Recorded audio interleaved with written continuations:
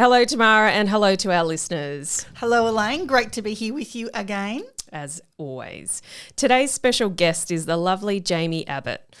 Jaimie is a mother of two beautiful boys. Jaimie is known and admired for her strong voice in public speaking.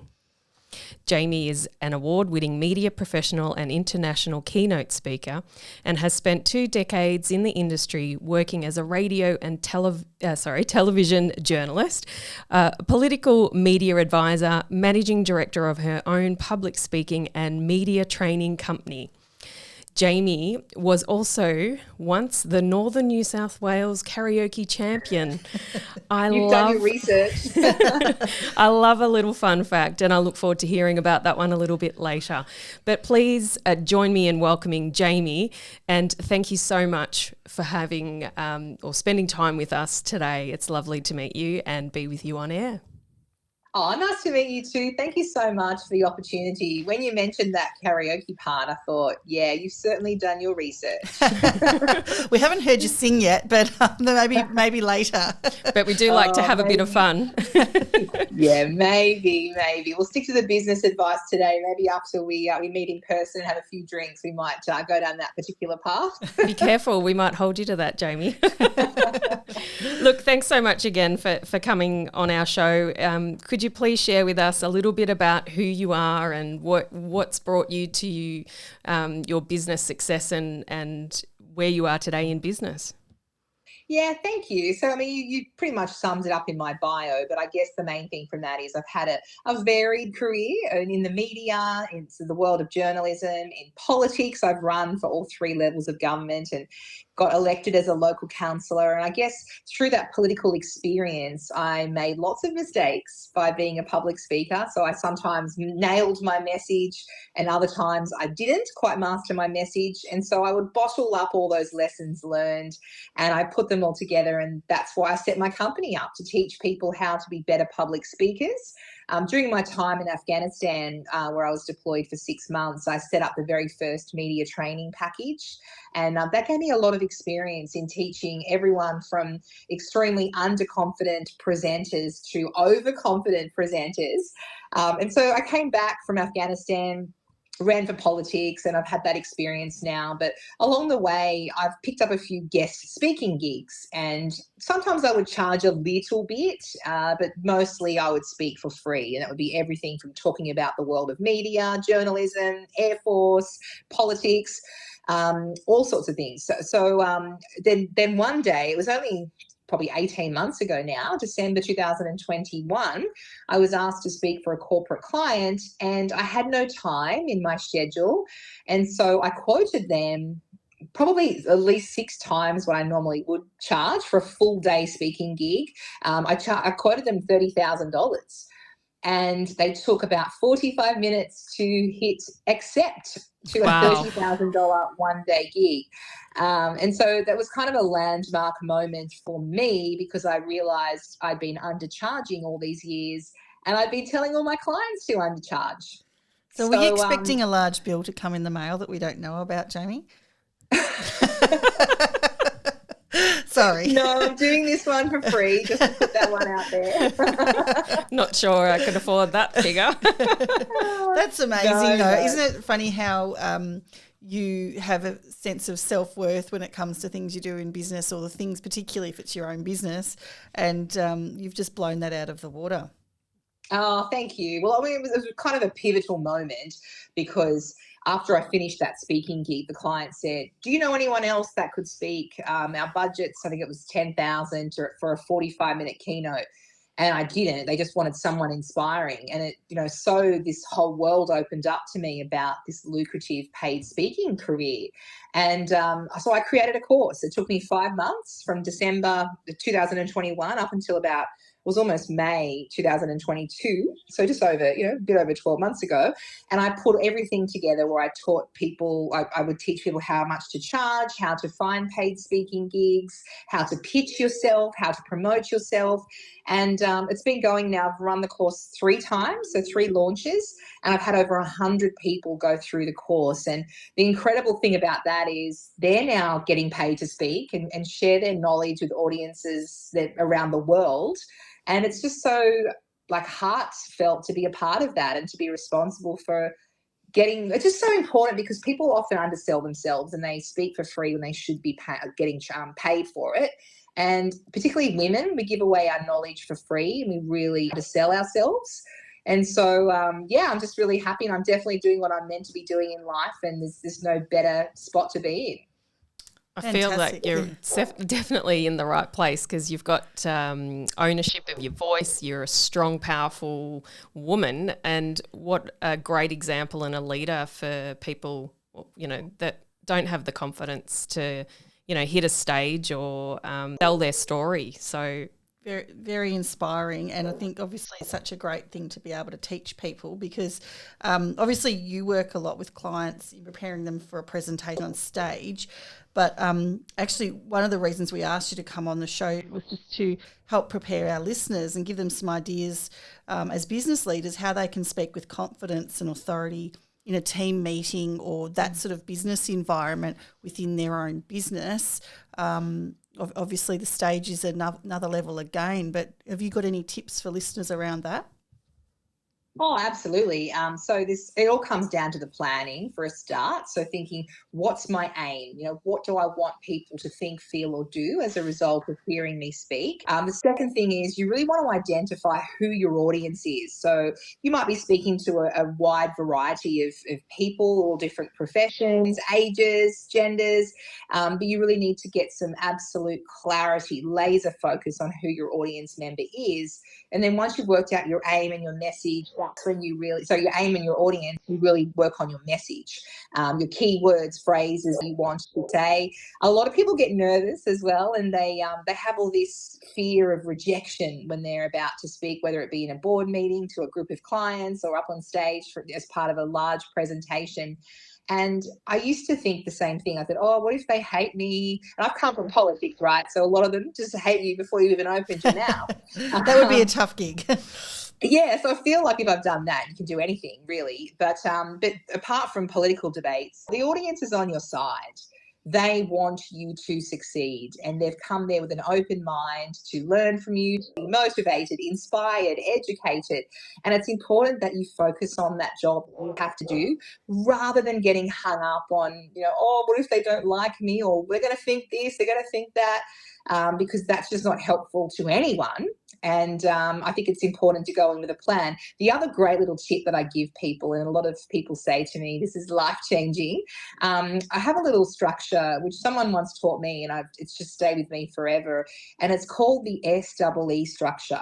And so how that works is you make a statement, and it can be anything. It can be like a bold statement. It could be, these strawberries are the best strawberries I've ever had in my life. Then you back it up with evidence. So you could say, their flavour lasts and they don't go off like other strawberries do, and look at the size of them, whatever. And then you have a concluding statement, which could often be a summed up of your opening statement, or maybe a call to action. You could say, oh, they're on sale at Woolworths this weekend. Go and get them if you like, and they're on sale for another week. So that's just something I've just thought up on the spot, but it really helps you come across a lot more credibility and authority. And it's really helpful for impromptu speaking as well. So you can literally give me any topic, any noun, a name, place, or thing, and I can literally just pull that out using that structure and make the statement, back it up with evidence, and have that call to action. And it's really, really helpful for those people who may get nervous or are worrying about what their direction and the clarity in their messaging should be. And it's a great little strategy. And I was just, as you're going through that, I was just thinking SEE, but it's SEA. No, it's SEE. So statement, evidence, explanation. Okay, explanation. Okay. Explanation, yeah. Yes, I was just trying you might have been thinking about call to action. Yes. Maybe that's right. Yeah. No, statement, evidence, explanation, SEE. SEE. Love it, love it. I've also heard, Jaimie, that people have said that when you're on stage, it's not, people become so overwhelmed, but it's not actually, you have to put your feelings aside because it's about the audience. Would you agree with that? Absolutely. And the audience is just really there for the what's in it for me factor.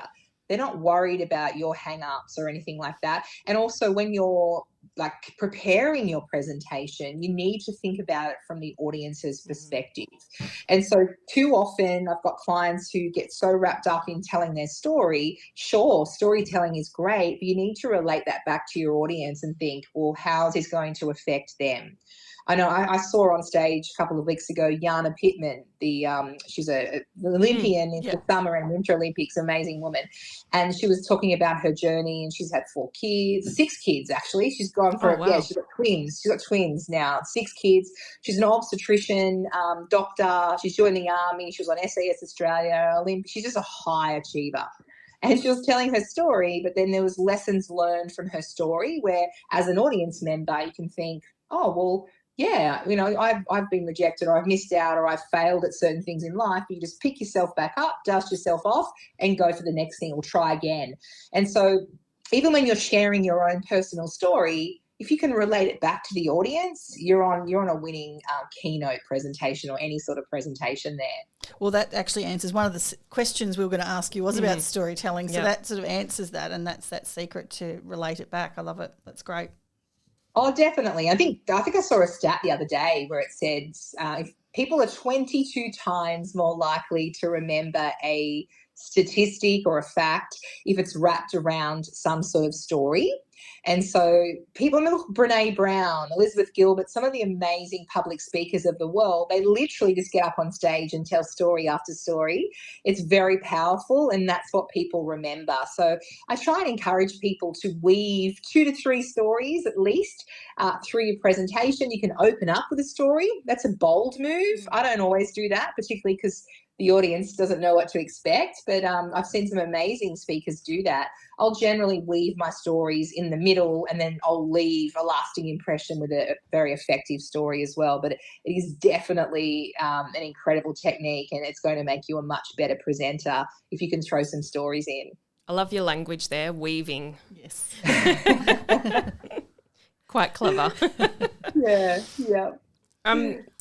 I did have a question, and we've sort of touched on it, but I appreciate it's a common question. How do you best control and overcome the nerves and stage fright? What would be one tip that you would give, someone who's starting out as a public speaker, or, that's really, really nervous and, it's very overwhelming? Is there 1 or 2 tips that you can suggest? Yes, certainly. So first of all, you need to work out why you're nervous. So some people have a fear of rejection, a fear of running out of time, all these sorts of things they're fearful of, fear of the audience asking questions they may not know the answer to. And so when you can identify the core reason you are fearful, you can workshop that with yourself, and you can think, okay, well, what's the worst thing that's going to happen here? And for a lot of people, and for most people, I would probably argue, the answer to that question is I'm going to lose my train of thought. I'm going to get up on stage and completely go off track and then just forget what I was talking about. So if that's your worst fear, you need to think, okay, if that happens, what would I do? And it might be something simple like having a little line that you can pull out and say, I've completely lost my train of thought. I was going to say something there, but if I think of it, I'll come back to it. But for now, let's move on. And then you just can go on to the next thing. The audience is not left feeling uncomfortable with, watching you squirm. And then you've got I'm feeling uncomfortable thinking about the thought of that. I'm going red like a beetroot. Yeah, and then just do whatever happens, like whatever it takes. So sometimes I used to write out my entire speech word for word, just as kind of like a comfort blanket thing, in case my worst fear did happen and I could go to the page and read the speech. Nowadays, I'll just have dot points, and you can use slides. But then sometimes the technology might fail, and that's your worst fear. So have a backup, have your dot points written on a piece of paper, and then on the lectern as well. I'll always know what sort of public speaking scenario makes me feel the most comfortable. And that includes having a lectern, having a clicker for my slides, and having a handheld microphone. A lot of people prefer to have a lapel microphone, the ones that look like you're going through McDonald's drive-through, the little headset. And so people love that. To me, I have seen so many of them fail, and people have had to technicians have had to jump up on stage and adjust it. Or I feel very vulnerable when I have that, because I can't sort of say something off mic to someone and I feel very vulnerable not being able to turn it off. So I feel very comfortable having a handheld mic, whether it's positioned on the lectern or if I can actually hold it. So just know what makes you feel comfortable. And each time you do a different speech or a presentation, write it down and say, oh, I really liked how the lights were dim. I liked how the audience was seated in a lecture style or in round tables. I liked how I had a lectern. I liked how I had a lapel. I liked how I had a tall chair to sit on, all those sorts of things. And then eventually the organisers of these events will say, how do you want the room set up? And you know exactly what you want to feel the most comfortable. And it just comes with experience and rehearsing. That's probably my final tip and answer to that question. You can't rehearse enough. Some of my most experienced clients who have done hundreds, if not thousands, of media interviews and speaking gigs, they will still rehearse with me, whether it be an hour before they go on stage or the day before or the week before. They will still rehearse. They'll still practice having questions fired at them. They will do a FaceTime or a Zoom with me and actually recite their presentation so I can give them tips. Practice makes perfect, and rehearse, and you can't go wrong. Would you also encourage people to maybe video? I know everyone, I don't even really like watching back or listening to our podcast. So the sound of my own voice doesn't really appeal to me, but I know no one else really minds about that. But do you recommend sort of videoing it or on a recorded and listening back?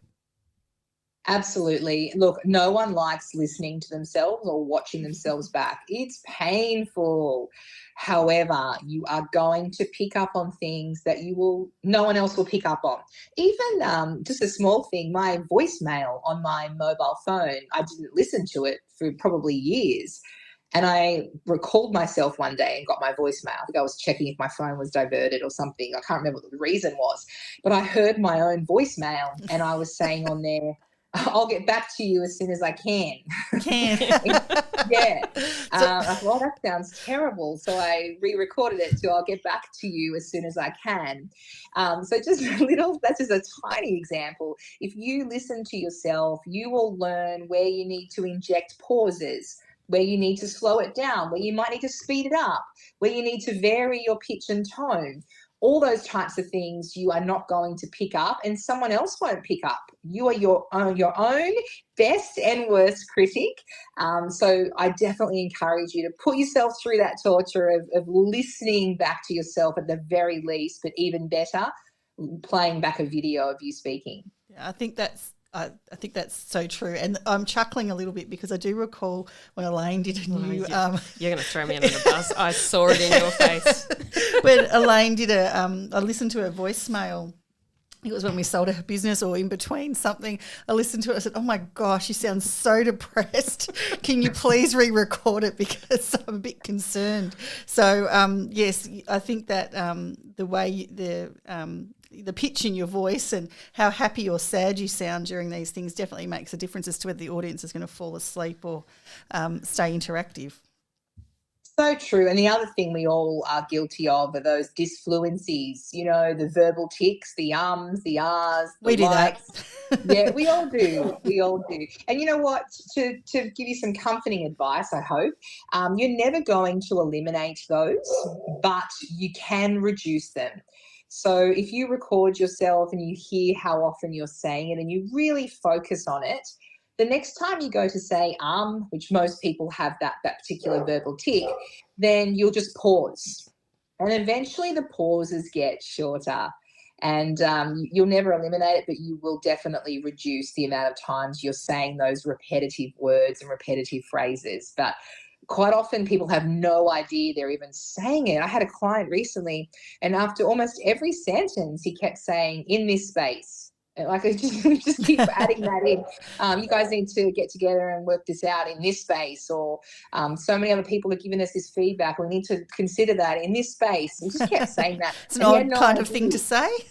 Yeah, I mean, look, I'm probably taking it out of context. It almost fit, but it was just so repetitive, and he had no idea until I pointed it out to him and showed him on the video, because I often record my clients and we do role-playing scenarios. And he's like, wow, I don't even know that I'm saying it. So that's just another example why recording yourself is so powerful and effective. And then watching it, that's actually the most difficult part of it. Yeah. There I go with I Pause, Tamara. I'll pause. I understand that being a public speaker is a real skill in keeping your audience engaged. So do you have any tips? And we have touched on some of them, but do you have any other tips around keeping your audience engaged? And perhaps if we can think a little bit about this in a team environment. I know my team, when I ran a team at the real estate business, they would love our meetings, not. But, we did try and keep them engaged and do different things and try and make them a little bit fun. But do you have any tips around that? How to make your audience engaged? Yes. Is that the question? Yeah. Yeah.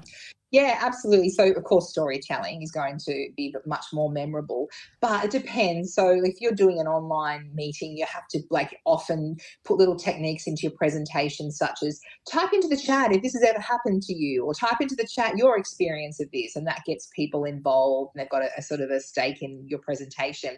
But in person, I love to get people to do little activities such as turn to the person next to you and say this to them, or in groups of 3, just write down your top 3 worries when it comes to public speaking, and then it just gets people involved rather than just sitting there and watching you the whole time. I also like to mix it up with visual aids. So handouts are great because people learn in different ways. People like to hear, they like to see, they like to do, write down. And so also playing videos are a great, if I'm in the audience and a presenter is playing some funny or really effective, powerful video, that keeps me engaged rather than listening to the same person speak the whole time. So just breaking it up with different activities like that, telling some funny stories, asking for a show of hands. And if you ever ask for a show of hands, you always want to put your hand up at the same time. That's another little tip, because if people are watching you, and if you say, let's see a show of hands, and you're not doing it, you're not going to get as much participation compared to if you put your hand up and say, let's see a show of hands. So little techniques like that will keep your audience engaged. And for those of us who have, short attention spans, you're going to have the best chance of their eyes and their focus being on you. And I love the idea of the videos. And I know planning days, sometimes we've done those with our team in the past, trying to find something with a bit of humour that's relevant to the topic. I feel that if you can get the humour right, it could go either way, but if you get the humour right, it can keep people quite engaged as well. Absolutely. I mean, that's a risk. I have written a couple of articles on how to use humour in your presentation. It can be a risk, particularly if you try and throw in some jokes at the start. But I wouldn't be doing that, I can assure you. But it can also work really well. It can be like a real icebreaker and people instantly warm to you. So you've really got to make sure you nail it. Otherwise, it can go down like a lead balloon. And I have seen that happen a lot. Yes, you'd want to be confident that you've got the right joke or the right story that's humorous. I think if you're doing it at the start. Hence practice. Yes. Yeah. Yeah. Next question we have for you is, how do you manage to stay on track with your presentations? Because obviously, you might have a short presentation, it could be 10 minutes, or as you said earlier, you might have had a full day guest speaker presentation, and obviously I'm assuming there's breaks and things within that, but how do you stay on track? Yeah, that's a really great question. So, I've rehearsed my presentation so many times. I could do it with my eyes closed and without even thinking. And so the more you rehearse, the better you're going to stay on track. But you have to read your audience as well. And there's so many sort of influencing factors about going off track. I have I'm saying now as well. I have my dot points written down, so I make sure I have a structure. I have my slides to make sure I stay on track. I can go off track and the audience will take you there sometimes. They will throw a comment out there, depending on the size of the audience. They will ask a question straight up. I've done a masterclass today for a group of people, and someone threw a question at me straight up, which really took us off task, but it was also relevant. And so you just kind of got to remain focused, answer the question, but bring it back. And that's where visual aids are going to help you to do that. But yeah, it can be a bit of a challenge sometimes, I'll admit that. But at the end of the day, if you're rolling with the audience and they're into it, go with it as well, because clearly there's demand there if they're taking you in a certain direction. Yeah, that's actually a really good point. is sometimes the going off track is when you have some of the most powerful conversations or most interesting, or they learn the most, isn't it, when they're engaged Absolutely. like that? Yeah. Oh, I mean, like us right now, like I didn't even want to look at the questions that you were going to ask. And these questions you're asking me now, I'm not prepped for at all. And that's sometimes going to give me the best result and me the best result, because you don't have to overthink. And that's why I've got my own podcast, and people always say, oh, can I have the questions? I don't. And it was when I was a journalist too, they'd always say that. And I didn't even have any questions prepared, because if you're as the interviewer, if you're too focused on those questions, you're at risk of not listening to their responses. I remember when I was a journalist, actually, and I was at a press conference with Russell Crowe. I can't remember what the film was. It was 2003, so 20 years ago. And there was a young cadet journalist next to me in this press conference, and she had all her questions written down. And she said, something to Russell Crowe, or one of us asked Russell Crowe a question. And he said, "This is actually the best film I've ever made." And then she didn't listen to him. Oh, no. And she looked at her next question and went, would you say this is the best film you've ever made? Oh, no. And he's like, I just said it was. And I'll never I'm forget cringing that. now. Yeah, I know. But so many people do that, even in podcast interviews, like they won't listen to the person and then just have the conversation like we're having now. And also as an interviewee, I don't want to over rehearse. I don't want it to sound scripted. I want you to throw questions at me like you are now that I've never had before. These are new questions to me, and I think that's great. And it comes across as a fresh, unscripted, natural response. Yeah, I agree. And that's probably, the best thing to do. Having said that, I think it is quite overwhelming for some people. So I appreciate it can be challenging unscripted as much as being scripted, though. So some people might need that, but obviously you think on your feet very well, in particular in what you do, Jaimie. I think because I know the subject so well as well. Yeah, that's true. Yeah, it's very rare to ask me something about public speaking and I wouldn't know the answer. If not, you just give your opinion. If you didn't know the definite answer, you just say, in my opinion or in my experience, and then you just roll with it. Yeah. Well, hopefully we're not going to throw too many curveballs at you now. With every podcast, when we have a guest, we ask 3 questions, and they're business related. So number 1, what is one major thing that you have done that made the biggest positive impact inside your business? Yeah, all the things. So I made a decision to do all the things and to say yes to every opportunity. So when I say all the things, I mean show up every day and do an Instagram story. I would go and do an Instagram story 5 times a week at least. Start doing reels, start going on other people's podcasts, start getting third-party media, start sponsoring events, being a guest presenter in other people's podcasts, write blogs, go on TikTok, do all the things. And so that's not one single thing, but it's an answer to do all the things, because it takes people on average, I think it's like 11 touch points before they'll buy from you. They're not going to do it as soon as they see you or as soon as they see you on Instagram for the first time. And so I really hold that value true, and I just try and saturate online. Well, we've seen you quite a bit with your stories. So your reels, yes. Yeah. I don't know how you do it. You've got so much energy, but hats off to you because you're doing it really well. And you look very, very busy. Yeah, it's all adrenaline. Next question. What's the best piece of advice you would give a new business owner? So someone coming into or starting their business from scratch. Be consistent. So once again, similar answer to the first one, we do all the things, but people are scared to show up online and promote themselves, and they overthink it. And when I do a story, I literally stop and I document in the moment what I'm doing. So I'll get off this podcast recording and I'll say, had a great day today. I've just, done this incredible podcast. I'm about to go to the gym now. And then tonight I'm going to have a go at making gingerbread for my kids, something like that.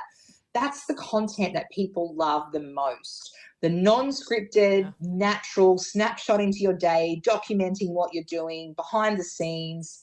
That stuff is what sells. And, I'll do my deadlifting, and people always say, don't share your workouts, don't share your food. Like, that's the best engagement I get when I'm doing my deadlifting or squats at the gym. I was really impressed by that. So yes. I do love the gym. I don't do deadlifts, but I was you show up as you are. You're not getting all your hair all fluffed and perfect and all your makeup perfect. And I love that. I think you're right. People see you as who you really are, not with the – obviously we all do a bit of a thing when we – in front of the camera. We often do, particularly when we're doing podcasts and things. But to see you real, I think that's really that's great. Yeah, thanks. Don't get me wrong. I use filters. Yeah. But whatever gets, people always sometimes say to me, you use filters too much. I'm like, well, I'm showing up and you're not. Yeah. So, and then that's like kind of in the roundabout way. It's also another advice I'd give someone is, don't worry about what your friends and family think. They're not your clients. Because if you start showing up and doing reels are fun, reels sell, reels work. If you're just doing a talking head reel, talking about one tip in your industry, you're going to get criticism from your friends and family who've never seen you do it before. Who cares? They're not your market anyway. So block that out and just go for it and be consistent. They're probably jealous anyway. Yeah, absolutely. What's the most successful marketing strategy that you have implemented that actually brings in business? Being a guest in other people's programs and other people's podcasts, for sure. It used to be that the answer to that question would be get in the media, like write a media release and pitch to the media. But I have personally experienced the most amount of success appearing on other people's podcasts and in other people's programs because you have a captive audience and you're kind of, what's the word? You're taking advantage of someone else's audience. You're like piggybacking on their audience. They've established that audience. And I don't take that lightly. Even today, being a guest on your podcast, I don't take it lightly that you've allowed me to talk to your audience that you've established. And for me, my job is to offer value to them. And so that, that helps your audience, helps you build up. And then for people listening to this podcast, they'll jump on my website, check me out, maybe opt into my email newsletter list, something like that. But that's probably been my number one marketing strategy to scale quickly. And I've gone from nothing. I've gone from 15 months ago earning $0. In fact, it was February 2022 where I launched a PR course, made $0. And so then February to May, I just did all the things you could possibly do. And I did my first course launch and it was 33,000. And so now I've made over 200,000 online in 15 months. And it's doing all the things, right? But yeah. I would say probably the top thing is appearing in front of other people's audiences for sure. Yeah, that's very inspiring. And also I will comment on, you said you take it seriously coming on to someone else's podcast. I think in reverse is the same. When we have a guest speaker like yourself on our podcast, we're very mindful of the fact that we're taking up someone else's time. We're potentially may have some of your audience, like we try to sort of help by promoting you as part of the podcast. So I think if people are doing that sort of thing, make sure that you reciprocate and help each other out. That's really what it's all about. Oh, definitely. I definitely have that abundance mentality. I'll also say, though, sometimes people will ask me to go on their podcast. I had someone from my Paid to Speak course, actually, and she said, I've only got this amount of followers, though. And it was actually a high amount. But even if she had said to me, I only have about 20 downloads every episode, or even less, 10 to 20, I would still do that podcast because imagine 10 to 20 people in a room in real life listening to you. That's incredible. And so that's not lost on me. In fact, I did a guest presentation inside someone's marketing program a couple of months ago. There were 2 people that attended that, and both of them bought my course, my Paid to Speak course. That was $3,000. My course is $1,500. And so if I had said, oh, you've only got 2 members, she had 5 members, but 2 turned up. If I had said that's not big enough, not worth my time, that's $3,000 I would have missed out on, and then even if they didn't buy, they may buy in a couple of years. Someone who is in my PR club, which is my membership that I have, he said he saw me speak 10 years ago. Wow. 10 years ago at a business blueprint conference in Sydney with Dale Beaumont. And he has followed me ever since. It's taken him 10 years. And he's now bought my course and he's in PR Club and he's now a customer. And that just is not lost on me that it's a long-term game.